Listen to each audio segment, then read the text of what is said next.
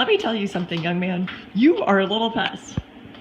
Yes, you're a little pest. You bother everybody. You want to play with everybody. Yep, you're a teeny tiny little pest. I know, what do you want? That's your foot. That's your foot. And you're the littlest pest. You try and chase a dog. You try and chase a big bird. You chase Arthur. You just want to play. Yeah. Boo! You're a little pest. You're a little pest. That's your other foot. That's a way. Good bird. Yeah. You just want to be petted, but you annoy everybody. Pet you? Yeah.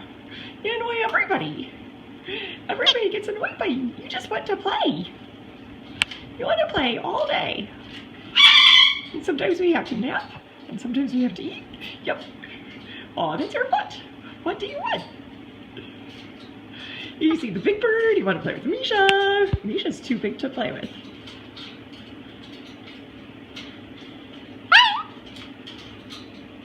Yeah, what do you have to say about that? Misha's too big to play with you. Yep, because you're a little bird. You're small. You're not very big.